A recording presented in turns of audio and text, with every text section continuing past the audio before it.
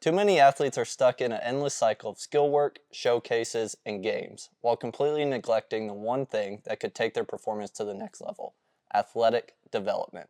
In this episode, we're breaking down why building strength, speed, and power is a real key to success in any sport, and how ignoring it is leading to more injuries and stalled progress. If you want to dominate the game, it's time to train like an athlete and not just a skill specialist. My name's Liam Beard. I'm joined here with Tony Janusa. We are the co-owners of PowerHaus Fitness and Performance and Shirts, and today we're going to be talking about building the motor in athletes. Tony, what does building the motor in an athlete look like to you? I think just building the motor for an athlete is like laying the foundation and having something to build off of for your sport, right? So let's try to separate things. Let's put sports over here with your skills. Me with a baseball background, I'll label it this way. This is your pitching practice. This is your hitting practice. And then let's talk about our athletic development over here. Okay, so that's our training like we do here at PowerHaus. So one can affect the other. And if we do one of too much on one side, talking about the skill development stuff, and we're not really like helping our athletic development, that's going to create a plateau for us as an athlete. So think about it like you may have the best looking swing. You may have a swing like Ken Griffey Jr., and you could square up the ball, barrel it, and it's not going to go anywhere but maybe right out of the infield.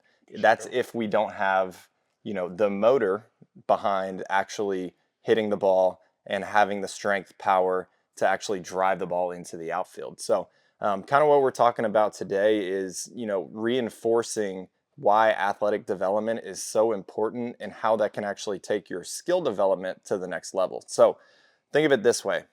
We have a small bucket, right? And that's let's take this as athlete one. So a small bucket that is filled up with a bunch of skill work, okay? So the small bucket is going to be our athletic development or our motor. Athlete number two has a massive bucket, right? So he trains all the time. He's training 3, 4, 5 days a week, getting stronger, more powerful, faster. And the same amount of skill work that athlete one does, that's going to fill their bucket way more than athlete two. So if we are able to build that motor and have something, a bigger platform to build off of, our ceiling is going to be way higher because we actually have that foundation that we built off of the strength, the speed.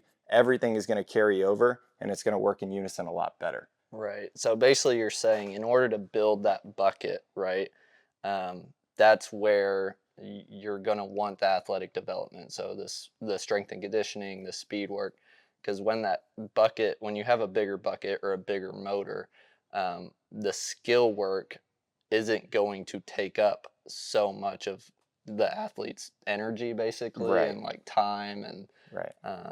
no, it makes sense. I know we've kind of seen this a lot with a lot of different athletes where they're putting so much work. And don't get me wrong, the skill work is important. When it gets to a certain point, you need that. But at the end of the day, if you don't have the strength or the speed or the power or the size even to like stand out, then I mean it all the skill work in the world isn't going to help that much. Right. So it's been like 15 years since I've played travel ball. And even back then, they were still kind of getting into, the showcase, the, extra lessons on top of your practices and stuff like that. And in those showcases, you were running 60s, you were hitting, obviously, and then you were throwing for velocity to see how hard you could throw the ball from the outfield across the infield, stuff like that. And I think in these past 15 years, it's honestly gotten, even worse. Like people are just looking at numbers rather than watching kids play baseball. Now, the problem with that is if you are not in the gym getting stronger, getting faster, getting more powerful by lifting weights, sprinting, doing all the things necessary to become a better athlete, how are we getting any better in the showcase, right? Like, so if we're not in here working on acceleration, working on top end speed, how are we going to run a better 60? Right? We're just going to keep doing the same thing over and over and over again, just hoping that as we get older, we get faster. Yeah. When we should be building that bucket, kind of what we were talking about. That way we can then run faster 60s. And then same thing like throwing medicine balls or squatting, deadlifting, doing our cleans. That's going to make us a better hitter so we have some pop when we hit the ball. having a great looking swing and then actually having a forceful, powerful swing that does damage when you hit the ball. Those are two different things. Those are two different things that college coaches are going to be looking at. And, if you dive a little bit deeper into, looking at today's kind of college game, with the transfer portal, coaches are looking for guys who are physically mature and mentally mature. If you don't look like you can play D1 baseball and that is your dream, you have work to do. And that goes for any level. That goes for D1, D2, D3, JUCO. There's dudes at every single level. And if you think you can just take it easy now and then work on it when you get there, you're going to be sadly mistaken. So don't get me wrong. You have to do your lessons. You have to do your stuff on the side outside of practice. I'm just saying there is a great chance to raise your ceiling by training more often and training more intensely and building that engine as an athlete. Right. I think something important to touch on too is going back to like the JUCO and the college athletes, and like a lot of these coaches now, and we've heard other people talk on this before, but can you kind of touch on how these coaches are kind of looking for the already developed players, right? Like they're not like recruiting these guys straight out of high school anymore. Right. They're letting these guys develop. But if you're coming out of high school already developed with that base, like it's a game changer, right? Right. Yeah. I mean, like look at what's going on in college sports today. People are getting paid. You can transfer essentially whenever you want.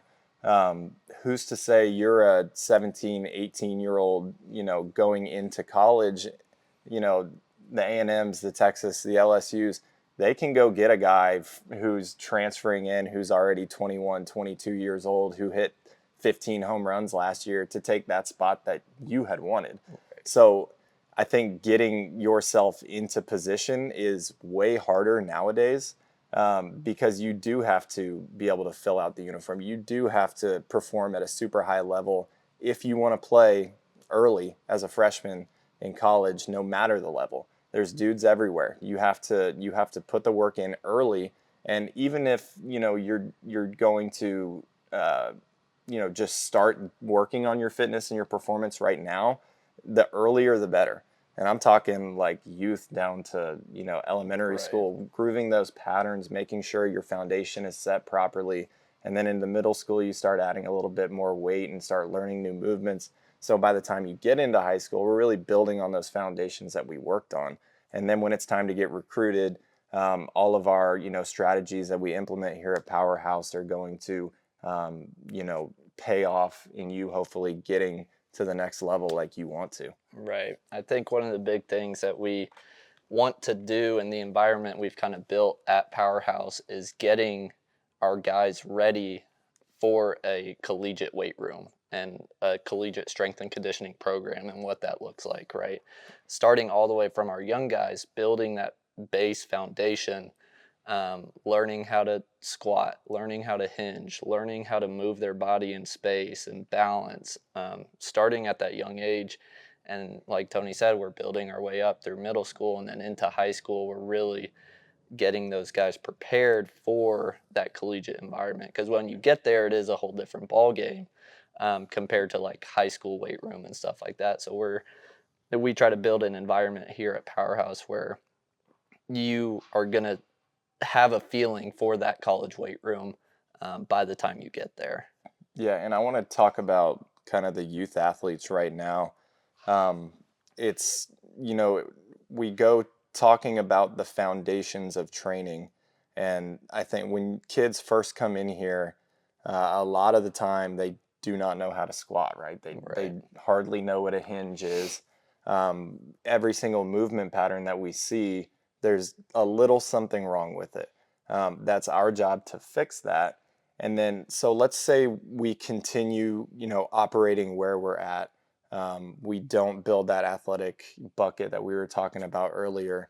Those lessons that you're doing, you're going to fill your bucket so quick that no matter how many lessons you do, you're going to wonder why am I not hitting the ball any harder? Right. So even as these youth athletes, as you're developing your game, you still need to be learning the principles and the basics of strength training. Yeah, for sure. I think a big one that we we see a lot with younger athletes when they come in, which is no one's fault. This is just how they're you're a kid, right? Like, but balance I think is a big one that we can see almost immediately. And if you have, and this is kind of moving on to a tangent of like youth athletes, but like if we really like to focus in on that balance by doing like single leg jumps and single leg drills and a lot of unilateral training to help with that balance aspect, because no matter what sport you're playing or what you're doing, being able to like stabilize on one leg will uh, you will gain huge strides in whatever sport you're playing. But that's just something I want to touch on. Yeah, exactly. And like, I'm going to relate a lot of stuff to baseball. Balance is super important, whether it's hitting, pitching, getting yourself in position to field. So just, I like that you brought up balance just because it's such a critical, component to baseball, Right. basketball, football, any sport, you name it. So I think that's going to go ahead and end this episode of the PowerHaus Quickcast. Again, thank you guys for joining us. If you're interested in training with us, join us at our website at powerhousefitnesstx.com and book your free intro. Can't wait to see you guys. Stay strong.